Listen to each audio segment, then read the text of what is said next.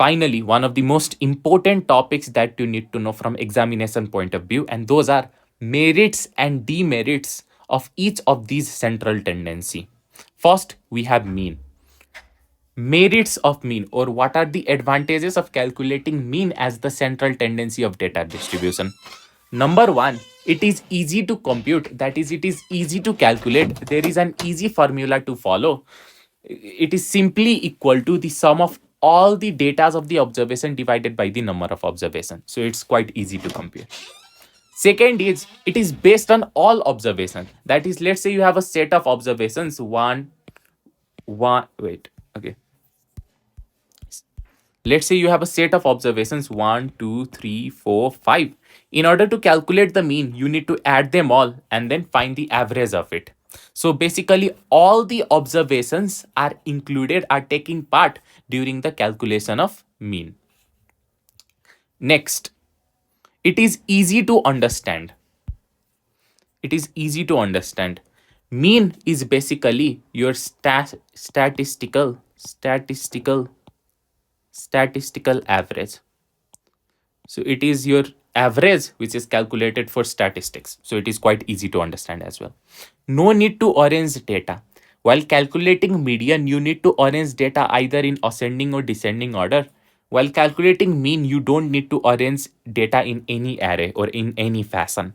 Finally, it is not affected by sampling fluctuations. So mean, it is quite easy to compute. All observations are included, quite easy to understand. There is no need to arrange data in any order, and then it is not affected by sampling fluctuations. As for demerits, number one, it is highly affected by extreme observation. As I said earlier, in skewed metric data, when there is presence of extremities or outliers like 1, 2, 3, 4, 5, and then all of a sudden you have 120. In this case, the mean will be highly tilted towards 120. So it is highly affected by extreme observation.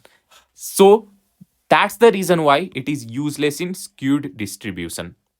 Third, it can only be used for metric data.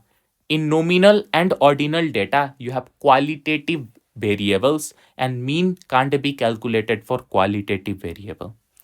Cannot ignore any item. All the data values present in data distribution must be considered while calculating mean. So you can't ignore any of them. No graphical method of calculation. For other central tendencies, you have graphical method to calculate them, but for mean, there is no graphical method of calculation. Then, second is median, merits of median. It is also easy to compute. There is an easy formula.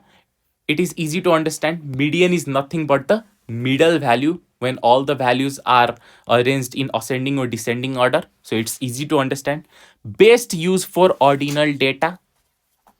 It is best used for ordinal data. The reason being, in ordinal data, there is order that is present, and median loves order.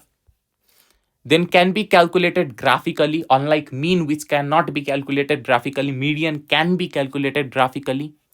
Change in extremities does not change in. Since median is the middle value, it doesn't matter what the extreme high or the extreme low is. You can increase the extreme high to any limit or decrease the extreme low to any limit. The middle value won't be affected by it.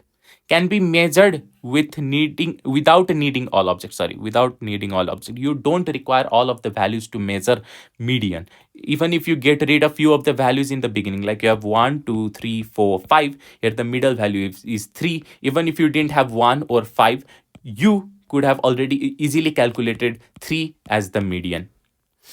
Then the demerits of median are, it is not based on all observation. That is, all observations, they are not taking part in the calculation of median.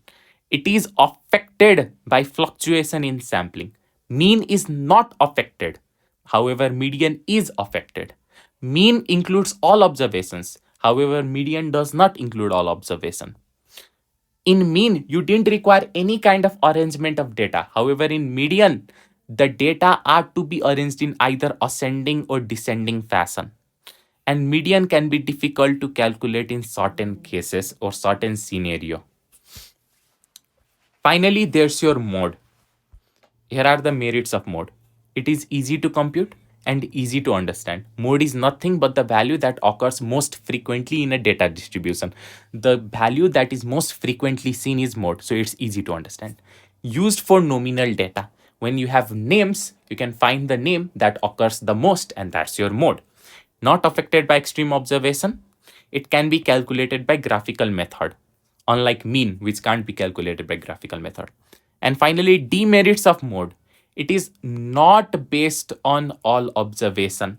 You simply find the value that is most repeated. So all observation are not taking part.